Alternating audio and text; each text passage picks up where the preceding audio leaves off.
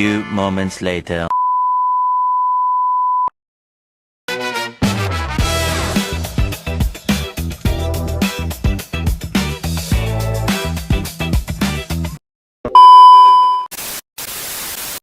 Baik, boleh perkenalkan dulu Mbak, namanya siapa?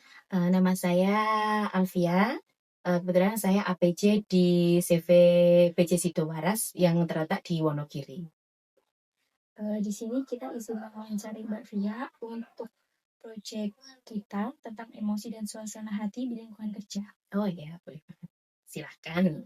Untuk pertanyaan yang pertama Kak, Iya. bagaimana Kakak mengendalikan emosi ketika proses produksi jamu mengalami kendala, seperti bahan baku terlambat atau alat produksi bermasalah? Oh ya, yang pertama-tama kita akan mengecek dulu, pengecekan kendalanya itu kita terletak di mana, di aspek mana. Misal seperti tadi kan bahan baku, kebetulan bahan baku kita itu terdiri dari 2, yang pertama kita dari pertanian kita sendiri, yang kedua kita beli dari pemasok.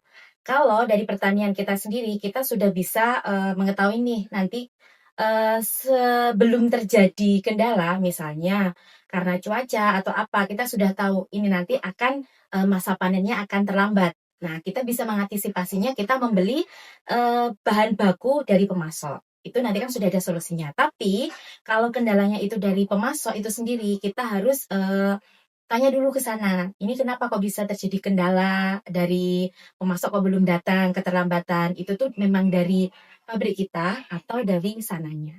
Biasanya kita seperti itu. Apa yang biasanya membuat Mbak merasa lebih bersemangat saat bekerja di bagian produksi jamu?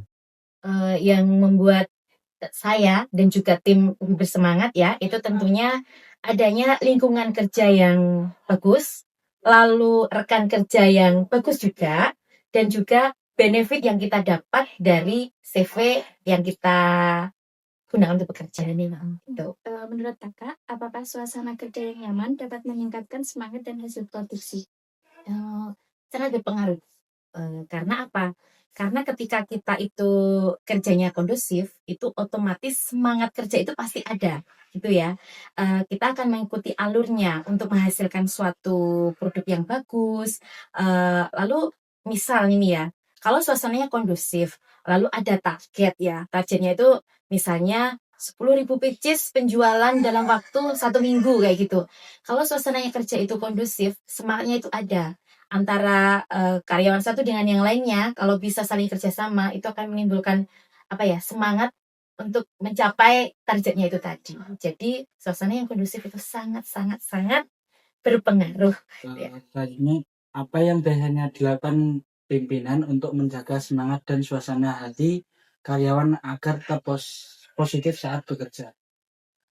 Biasanya dilakukan pimpinan biar, karyawan tetap semangat bekerja itu ya, semua perusahaan itu pasti ada yang namanya manajemen, ya kan?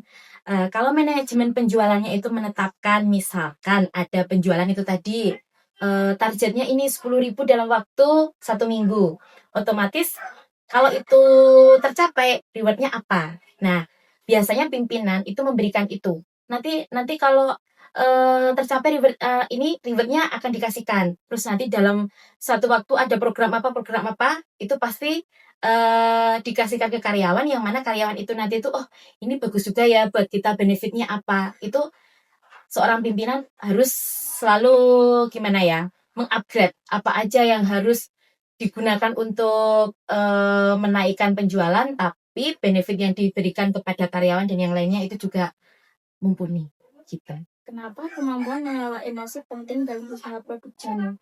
Sangat penting ya, karena kita itu kerja tidak sendiri ya, kita itu bekerja itu berhubungan dengan kolega, baik kolega yang di atas, ataupun rekan, ataupun juga banyak karyawan yang, itu tuh sifatnya nggak sama.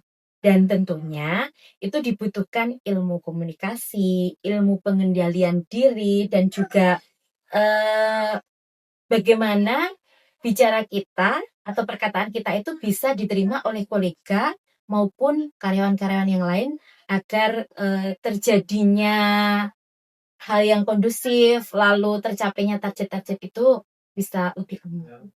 Terus selanjutnya, bagaimana cara menjaga hubungan baik dengan rekan kerja meskipun sedang berada di bawah tekanan pekerjaan? Kalau saya sendiri sih, ini kalau saya sendiri ya yang pertama makan gitu ya. Makan kan enggak, tapi jangan di waktu produksi. Itu di waktu-waktu yang lain. Waktu longgar. Lalu yang kedua itu cerita dan mencari solusi. Karena apa? Misal kita ada kendala, nggak melulu kita sendiri yang memikirkan, tapi kita bisa sharing sama teman, nggak harus teman sekantor. Misal di beda divisi, itu juga boleh. Karena apa? Ide-ide itu munculnya nggak cuma di satu kepala atau dua kepala, tapi banyak sekali kepala. Jadi nanti banyak ide, kita mengeksekusinya yang gitu. Selanjutnya, Kak, untuk pertanyaannya terakhir, bagaimana reaksi Kakak ketika menerima kritik atau masukan dari atasan mengenai hasil produksi? Kalau saya pribadi, pasti akan saya dengarkan dulu ya. Kita terima dulu, kita tenang, kita mengevaluasi dulu. Oh, ini itu yang dititik bagian mana? Lalu kendalanya apa? Bersumber dari mana? Lalu tentukan solusinya. Solusi itu kan biasanya nggak cuma ada satu aja, ada banyak solusi. Nah, setelah itu kita tentukan mana yang harus kita eksekusi untuk diberikan solusinya itu tadi. Gitu. Baik, terima kasih Kak untuk waktunya, sudah meluangkan waktunya untuk kita wawancarai. Semoga produksi jamunya ini semakin sukses. Amin. Dan semoga produk-produk yang sudah diproduksi bisa menyebar di seluruh Indonesia, tidak cuma di lokalan. Ya, terima kasih. Amin, amin. Doa yang baik akan kembali, yang mendoakan yang baik juga, dan semoga adik-adik bisa lancar semuanya sampai nanti lulus.